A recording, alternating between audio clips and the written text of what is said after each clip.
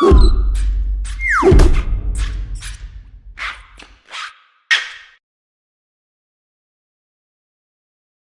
everyone, welcome to another Good e-Reader review video. My name is Michael. This is Peter. We have here the all-new Kindle Paperwhite, better known as the Kindle Paperwhite 3. Yes. This has the same screen technology as the Amazon Kindle Voyage at a fraction of the price. This is $120, whereas the new Voyage is $199. The Voyage is 12% lighter, but this has a lot of things going for it, including a very high-resolution e-ink screen with a 300 ppi and 1430 by 1080. Yeah, so it's huge. It really steps up the Kindle's game in terms of overall performance.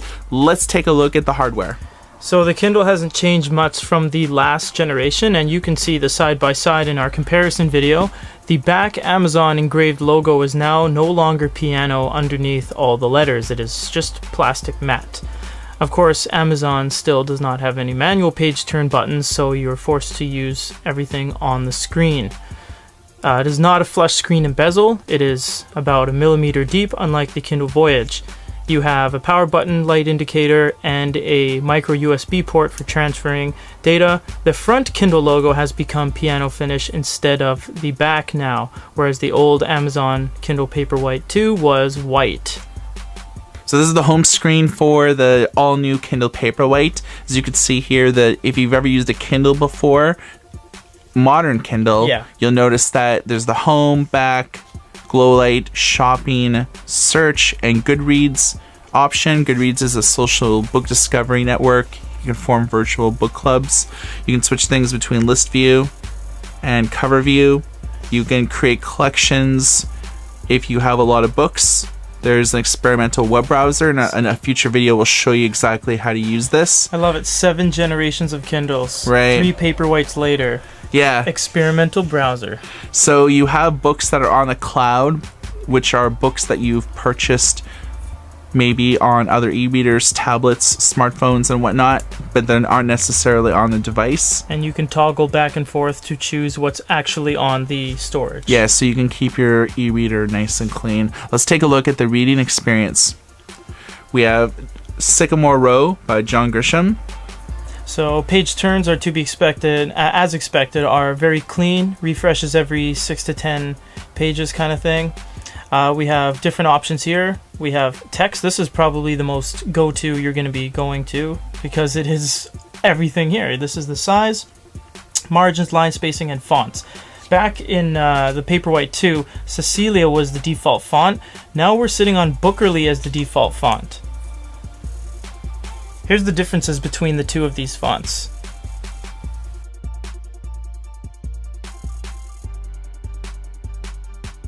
Amazon's made a lot of advancements aside from the fonts in terms of cleaning it up.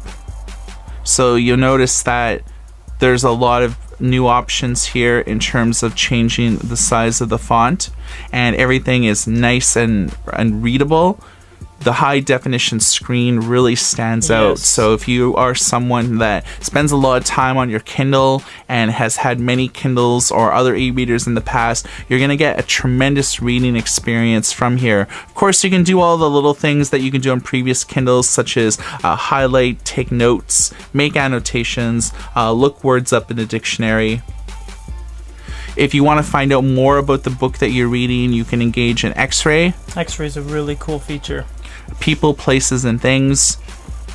You can look up main characters, how often that they're referenced through the book. Some books get kind of complicated with introducing a ton of different characters seemingly all at once. The latest William Gibson book, The Peripheral, is really guilty of that, where they introduced almost 30 characters within the first 5 chapters. So this is a good way that you can find out a little bit about the character, the biography, if they're a major or minor character. If you're juggling many books, it's essential. Of course, you can go to specific things, but you can really get a sense of where you are in the book by this 1 minute left in the chapter, and you've read 74% of the current chapter. So that's really handy.